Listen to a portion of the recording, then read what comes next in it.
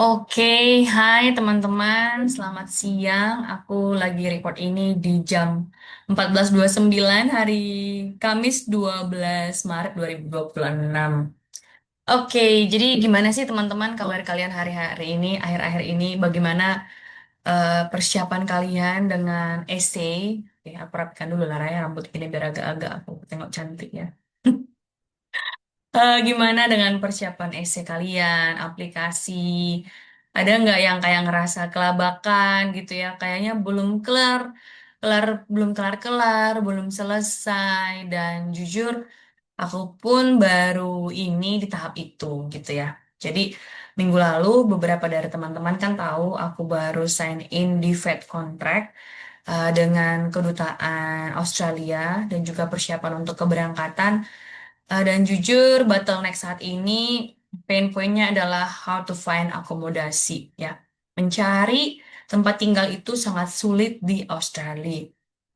Jadi teman-teman, please prepare yourself. Maksudnya pastikan kawan-kawan juga sudah siap di masa-masa seperti ini.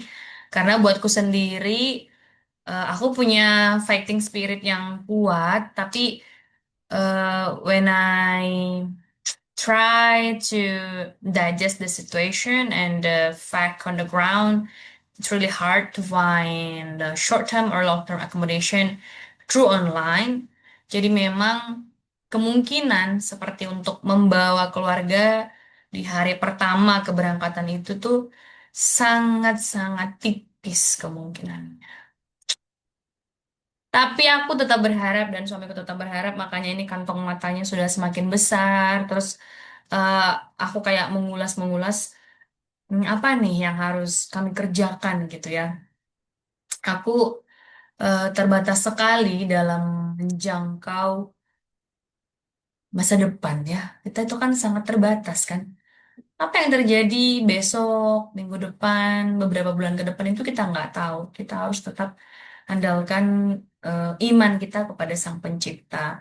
Dan di kasusku ini, dalam beberapa orang yang ku reach out, yang sudah pergi ke Adelaide, itu belum ada tanda-tanda, belum ada tanda-tanda kami mendapatkan akomodasi.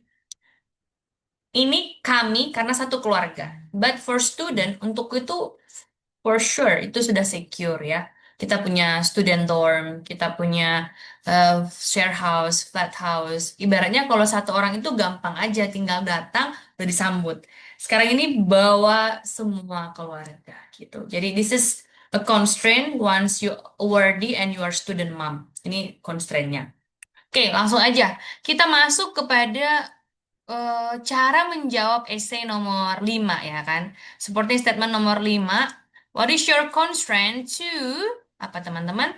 To complete above task. Berarti task yang mana kawan-kawan yang mereka minta? Your task. Berarti task di nomor 4 ya. Oke, ini sudah terlihat. How to answer seperti statement. Ini salah writing ini statement. Oke. Statement. Statement number five. Nah, ini tuh kalau kita digest, kita baca lagi ya. Di pertanyaannya adalah list any possible constraints ya. Constraint more than one you think may prevent you from achieving above task.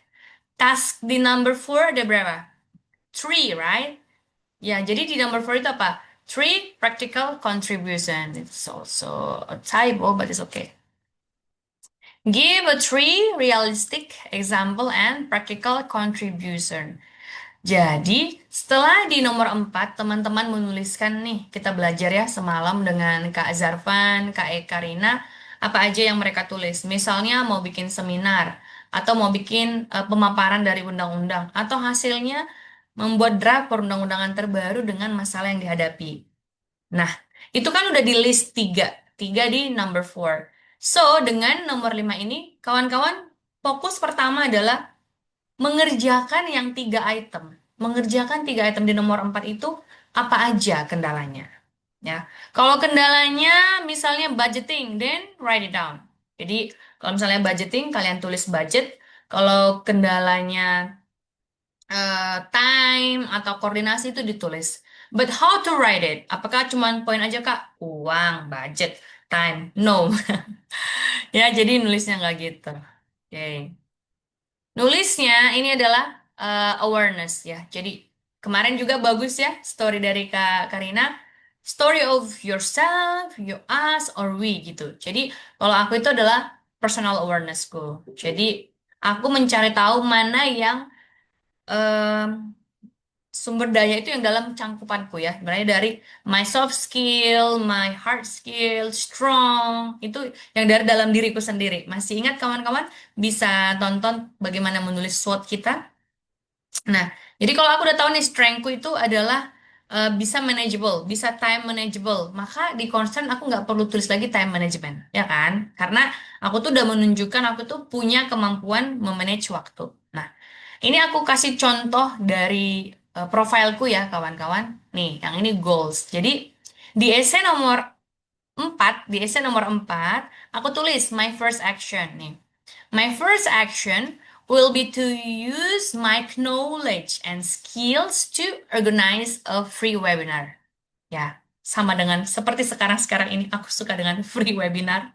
Dan terima kasih anyway buat kawan-kawan yang sudah nyumbang, memberikan 1.000, 2.000, 3.000, 5.000, dan more than that melalui link yang sudah ada sebelumnya. Terima kasih kawan-kawan, I really appreciate that. Dan mudah-mudahan dengan dana sedikit banyak yang terkumpul, aku tetap apresiasi kawan-kawan yang sudah memberi ataupun yang belum memberi. That's totally fine. Kita punya eh, ke apa ya kesanggupan masing-masing, and I'm really happy to help you guys. Jadi kalaupun ini aku selalu hashtagnya itu free. Kenapa? Karena aku juga di posisi yang pernah free banget dapet semua sumber daya orang gitu ya. Dan itu juga aku akan teruskan ke kawan-kawan selama aku masih ada waktu, selama aku masih sehat dan ceria gitu. Ceria juga perlu. Dan nggak tahu kenapa ngomong dengan kalian ataupun kayak gini ya. Ini kan aku self record nih ya. Ini juga salah satu mood booster untuk diriku. Jadi tadi aku kayak macam mau tidur, tapi udahlah ini masih ada slide yang aku udah bikin. Sayang banget kalau nggak aku paparin gitu. So, back to the essay. Aku esainya ini kawan-kawan. Kalau kawan-kawan melihat, loh Kak Agnes kan role-nya 13 tahun pengalaman jadi manajer, trainer, auditor, konsultan. Kok role-nya ecek-ecek banget ke action gini ya? Kenapa kakak enggak kayak bikin sesuatu yang duar-duar gitu? Enggak, kawan-kawan. Karena aku ini, awareness. Aku sadar, aku nanti pulang dari Australia, settle up lagi keluarga aku di Indonesia. Kami juga nggak tahu nanti tinggal di mana, ya kan? Sekarang ini kan aku dan suami swasta, atau kita ini nggak terikat dengan badan apapun. Jadi we give up everything, kita lepaskan semua apa, maksudnya hal-hal yang ada di Indonesia ini yang menjamin kita pergi sekolah ke Aussie dan nanti balik 2 tahun lagi. Dan ini kan aku belum tahu nih platform yang mana yang akan menjadi wadahku. Meski ada satu dua organisasi yang promise me when I get back they will receive me, tapi itu kan pasti ada dealing lagi ya, dealing dengan offering dan lalala. Jadi yang paling make sure dan manageable for me is free webinar. Ya, Kak, ini seperti ini tuh apakah cukup gitu ya? Kawan-kawan, di esaiku nggak cuman sesimpel as it is. Ini aku ambil my first statement. Jadi ini adalah caraku menjawab di essay number 4. Ini adalah my first action, organize a free webinar. Di number 4 itu kan ditanya, praktikal. Nah, ini masih ada supporting statementku yang lain yang nggak bisa aku bongkar buat teman-teman, biar kawan-kawan belajar. Jadi supporting statementnya itu adalah with who, gitu. Jadi, a free webinar for who. Aku jelasin aja ya. Aku akan membuat free webinar. Topiknya ini recycling hazardous, ada topik free webinar berarti ibaratnya Zoom, Google, bla bla bla bisa free webinar.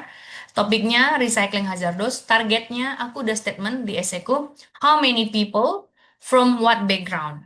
Jadi aku jelasin akan aku undang para manajer, plan operation, dan dari berbagai industri yang aku punya relasi. Aku pernah punya relasi di tambang, punya relasi di migas, punya relasi di manufacturing. Dan aku batasin, apakah seluruhnya? Enggak. Aku langsung bikin di situ, how many person I will invite. Gitu. And kenapa itu penting? Aku akan jelasin. Masalahnya adalah kalau aku udah reach out, aku kasih tahu nih tips dan juga cara recycling waste material ke mereka dan yang sesuai dengan keilmuan yang aku pelajari dan teknologi yang ramah dengan Indonesia, maka itu akan apa? Advantage for them, right? Akan punya manfaat bagi mereka. Itu di first goal. Tapi aku harus realistis lagi. Kita lompat lagi ke nomor 5. Apa nih Kak Agnes yang jadi constraint? This one. Corporate resistance and limited interest.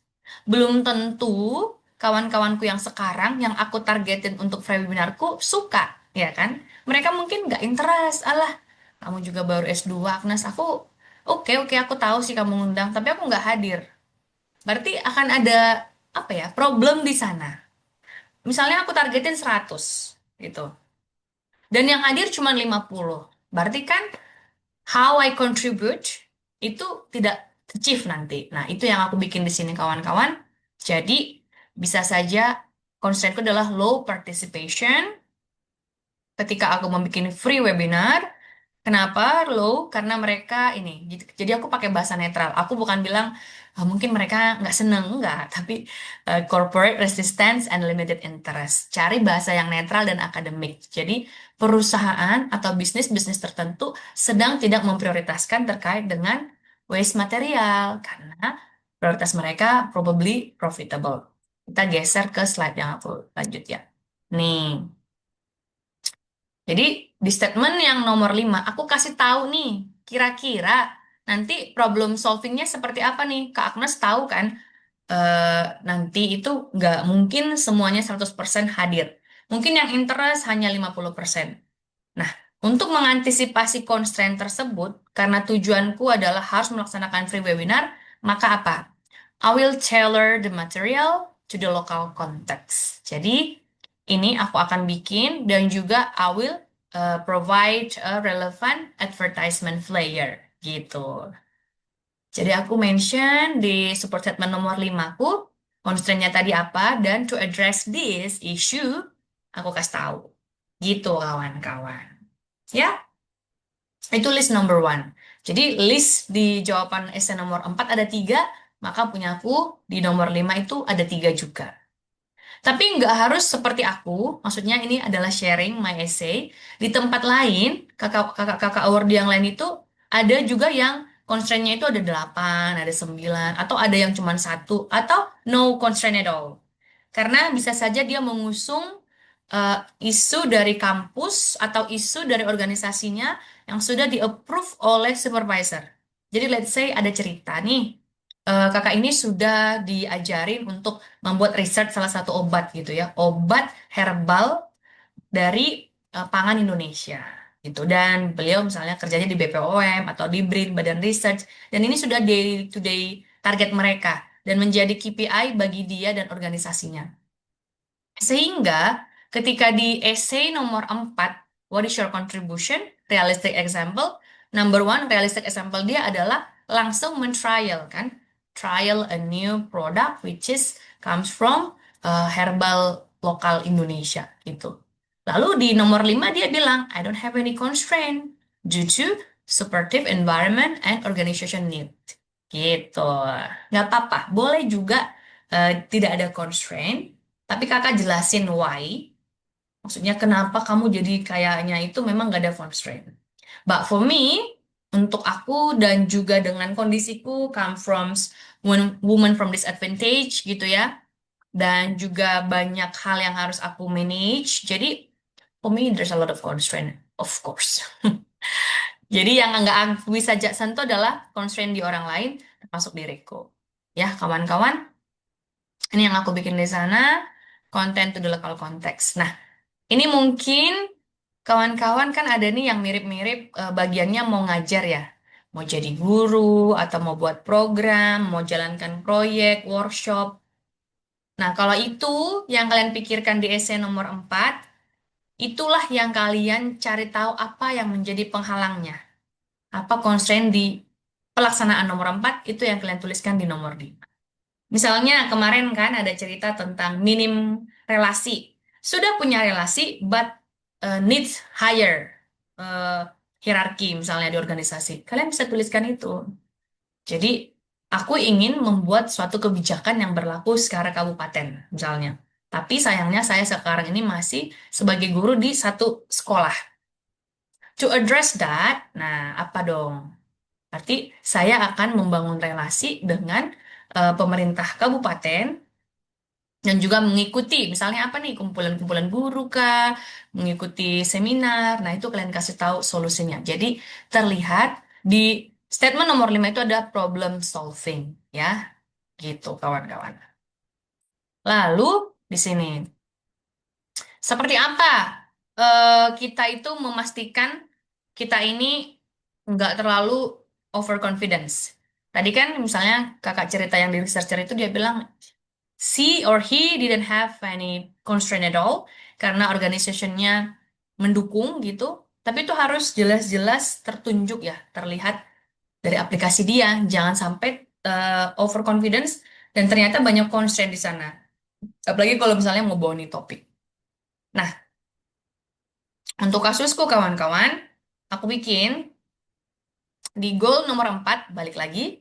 Ketika aku bilang kontribusiku tadi, free webinar, kepada siapa, aku jelasin topiknya apa tadi, waste material. Terus di essay nomor 4 aku jelasin juga manfaatnya itu apa, gitu ya. Di nomor 4 aku kasih tahu, the webinars aims to leverage the knowledge that I gained by introducing several initiatives for recycling hazardous material. Nah, kawan-kawan, kalau misalnya ini kan plastik-plastik ini hanya domestic waste ya. Dia ini kan domestik. Ibaratnya kita pakai untuk minuman, jus. Tapi topikku itu adalah hazardous material. Artinya kayak baterai, aki. Nah, itu tuh harus diolah kembali. Di sini, biar orang lain interest dengan webinarku, aku harus tetap menyesuaikannya dengan konteks bisnis, ya kan? Money. Karena targetku adalah para perusahaan, manajerial top dan lain-lain gitu ya, top managerial up gitu. Maka kenapa sebuah ekonomi berkembang bergerak itu adalah business profit. Nah, kawan-kawan udah tahu ya, udah punya bocoran ya, apa yang menjadi AAI priority-ku di nomor 3? Udah tahu dong. Di AAI priority-ku nomor 3, aku larinya ke economic growth. Jadi meskipun aku dari lingkungan, aku tuh dengan pemaparan-pemaparanku itu bukan ke apa society resilience, bukan kepada masyarakat tanggap bencana, bukan. Tapi aku lari ke economic growth karena ini nih. Business profit by recycling hazardous material. Ini ya kawan-kawan, and economic development. Nah, ini nih tujuan mulia ya kan, mengolah limbah-limbah berbahaya menjadi cuan gitu. Tapi ketika menuliskan di essay nomor 5 my constraint, aku buat. Constraintku adalah competing industry priorities for profit. Nah, kalau kita melihat isu antara profit dan lingkungan, ini tuh nggak bisa balance, ya, nggak bisa balance banget. Karena kita itu harus invest banyak dulu di segi lingkungan, friendly infrastruktur yang low carbon, low air emission, kemudian gunakan bukan natural resource tapi renewable energy, itu kan investasinya besar ya. Termasuk dengan recycling hazardous material. Itu juga big investment. Jadi sometimes beberapa industri nggak terlalu into it. Mereka nggak interest. Masih banyak yang mau dikerjakan bagaimana merunningkan sebuah pabrik ini. Jadi akan ada competing priorities. Jadi kenapa aku pilih industri bukan people? Walaupun targetku people, tapi kan orangnya juga tertarik karena apa? Karena perusahaannya nyuruh kan? Karena perusahaannya memang punya visi untuk friendly environment. Jadi aku di sini nggak blaming people, aku nggak blaming kalau pesertanya kecil, aku nggak blaming kalau orang-orang seperti aku, praktisi-praktisi lingkungan nggak perform, bukan. Karena industri prioritis organisasi kita itu masih banyak terjebak dengan profit, gitu. Again, aku bikin, to address this, I will share transparent engineering design. Kenapa kakak harus kasih transparan? Karena aku akan buka-bukaan bagaimana sebuah desain itu dibuat, baik itu dari wastewater treatment, kemudian battery recycle, apa prosesnya di situ, bagaimana partisinya itu dibuka. Harapanku seperti itu ya, aku mau studinya seperti itu gitu. Jadi aku mendengar pemaparan dari profesor-profesor yang di UNSW ya seperti itu gitu. Jadi kita punya lab di sana, kita punya beberapa pengujian di sana, gimana barang-barang chemical ini bisa menjadi fresh material. Jadi aku akan share dan aku highlight ini kawan-kawan alongside with engineering cost decision. Di roleku aku terbiasa memilih beberapa vendor yang harus aku award tender gitu ya. Misalnya vendor A, vendor B. Ini siapa nih yang aku award? Jadi aku akan review dari segi kompetensi, kualitasnya, kemudian cara dia mendeliver project ini itu berapa bulan jalan, berapa tahun, ada garansi apa. Kemudian nanti dia hitung habis dari construction cost masuk ke operational cost itu berapa gitu. Dan kadang nggak semua konsultan men-sharingkannya gitu ya. Di pengalamanku, aku tuh kadang ya banyak lah gitu. Banyak yang tidak di-sharing secara transparan sehingga aku dikala aku menjadi user cukup kecolongan. Pernah beberapa kali kecolongan saat meng-award atau memilih konsultan ataupun vendor. Nah, di sini kawan-kawan, dari pengalamanku itu aku akan sharing ke target-targetku tadi, ke kawan-kawan manager up yang aku undang di webinar itu tentang engineering cost decision. Jadi aku akan pilih at least three option, A, B, C, apa yang bisa kalian lakukan investasi untuk recycling hazardous material, which one is the best, apa yang menjadi pilihan jangka panjang atau short term. Misalnya mau short term nih, kak aku yang penting kayak kita ya misalnya makan, sorry, yang penting kenyang aja murah meriah, oh yaudah Indomie gitu. Aku mau sehat sedikit kak, yaudah mungkin masak mie buatan sendiri misalnya gitu. Aku mau sehat jangka panjang, oke gluten gluten free gitu. Jadi aku akan buat itu juga sama dengan engineering ini kawan-kawan si recycling hazardous gitu. Oke, itu kawan-kawan di sini. Jadi, eh, tipsku yang pertama adalah gunakan academic word dan netral, tidak blaming people, dan juga reality. Jadi realita banget kan, kalau memang kita itu kerja untuk profit dan kita akan selalu memikirkan cost decision. Nah, ini aku akan kasih tahu perbandingannya dan juga sustainability goals-nya itu apa. Kalau sekarang mereka invest besar-besaran, mungkin sustainability report-nya, ESG-nya akan naik. Jadi mata dunia, reputasi investor itu akan lebih suka dengan yang eh, environmental friendly. Tapi aku ini perusahaannya nggak mau ke internasional, Bu Agnes. Klienku juga kecil-kecilan, hanya skala satu provinsi. Dan requirement kita nggak sebesar gitu ya, sebesar perusahaan yang kamu tangani selama ini. Ya sudah, berarti aku masuk ke dia ke low cost misal. Nah, kawan-kawan sudah punya gambaran? Misalnya kalau yang talent mapping nih, siapa nih mau talent mapping? Nah, dipikirin, talent mapping itu apakah cuman dari segi organisasinya aja atau for the talent itself? Apakah talentnya ada constraint untuk tidak menerima jabatan itu? Pernah nggak sih kalian ditawari misalnya mutasi atau promosi dan kalian itu nggak willing into? Kalian nggak benar-benar mau saat itu untuk bergerak. Kalian mau in the ideal position gitu ya. Mau tetap di jabatan sekarang. Nah, kalau yang seperti itu kalian bisa tuliskan constraint juga. Kecuali memang udah Kak, nggak ada constraint kayak gitu. Mau nggak mau sikat, cabut, harus berangkat, harus mutasi. Ya udah, kamu bisa nggak masukin constraint itu. Gitu. Oke, itu sih teman-teman cara nulis yang nomor 5 ya. Jadi realistik, pahami dulu essay nomor 4-nya kawan-kawan seperti apa. Terus mitigation strateginya, preventive actionnya itu yang bisa kawan-kawan kerjakan. Jangan sampai preventifnya juga depend on people. Aku akan mendeploy sebuah aturan atau regulasi. Dan ini itu tergantung dengan atasan di zamanku nanti. Lah berarti kalau atasannya berubah-berubah, apa cara preventifmu? Kalau itu nggak bisa kawan-kawan declare di essay-nya, itu masih kurang strong, ya. Atau misalnya yang kemarin bilang gap year nih, saya udah gap year Kak dari IRT, terus tapi ikut mengajar di PAUD-PAUD di TK anak saya, walaupun hanya masih shadowing teacher, nggak digaji, tapi saya ada ngambil peran, mungkin 30 menit pertama gitu ya. Oke, nah setelah after study, apa yang menjadi constraint kakak? Oke, setelah studi kak, saya mau melakukan, eh, saya mau mendirikan PAUD misalnya. Ini tuh kakak harus clear, apakah punya kemampuan untuk mendirikan PAUD. Sekarang saya belum mampu, Kak. Makanya saya sekolah. Oke, nggak apa-apa. Tapi punya jalan nggak ke sana? Apakah ada platformnya, ada medianya? Oh, ada, Kak. Saya sudah dikenal oleh eh, Dinas Pendidikan misalnya ya.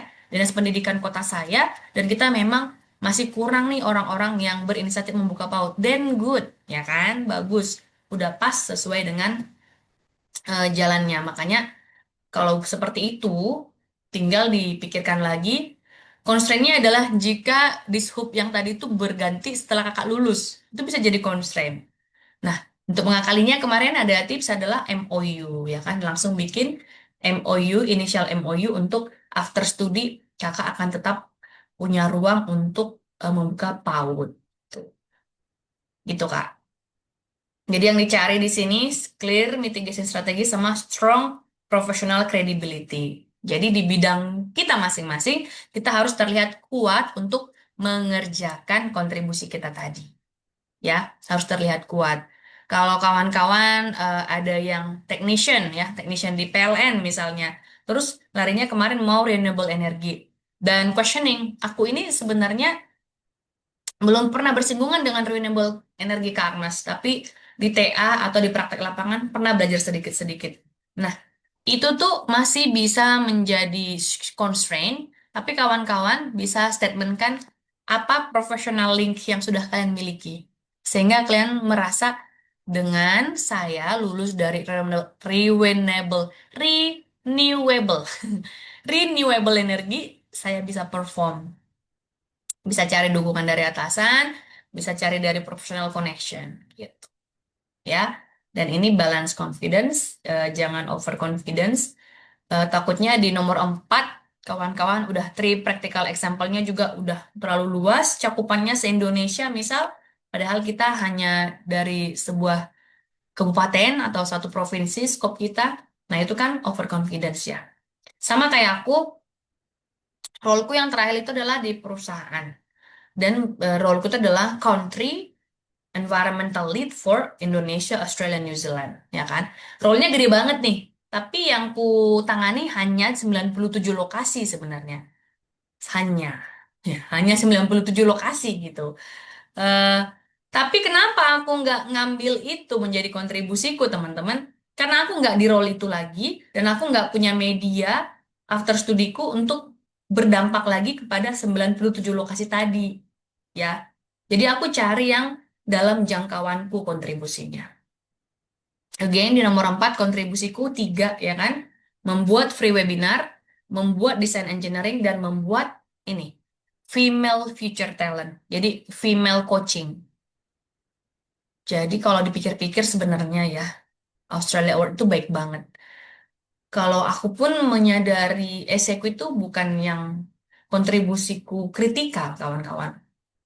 For me ya, maksudnya kalau aku menyadari itu, aku nih nggak duduk di ranah pemerintahan, aku nggak duduk di pembuat kebijakan yang strategis, aku seorang freelancer, dan freelancer itu artinya aku ini nggak punya gaji tetap, guys. Aku tuh nggak punya gaji bulanan, aku tuh memang comot-comotan ya, Bu ada proyek aku ikut, Bu ada proyek aku ikut, seperti itu kawan-kawan.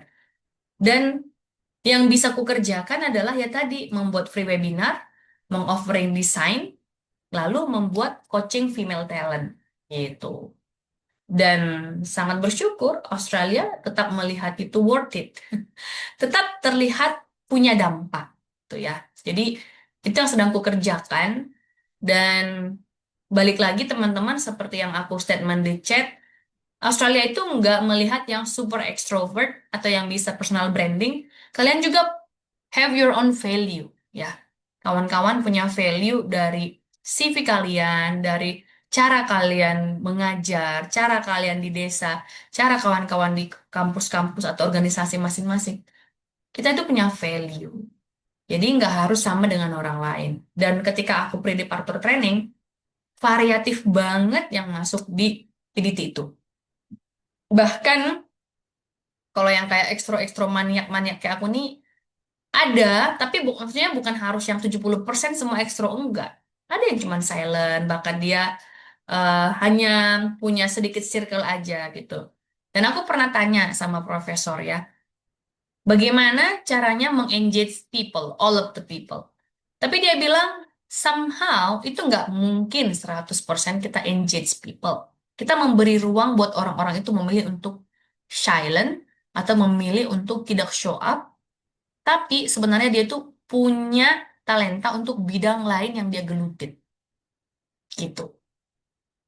Ada bagian-bagian orang yang memang kerjanya nggak dengan people to people, dia hanya research probably, doing apa, inventing something. Jadi dia nggak suka bersosialisasi, tapi ide dan kontribusi dia banyak. Atau misalnya menulis kurikulum ya, dia nggak mau terlalu banyak di lapangan, tapi idenya mungkin baca jurnal, baca buku, terus itu diracik sedemikian rupa membuat satu modul yang bagus. Nah itu juga.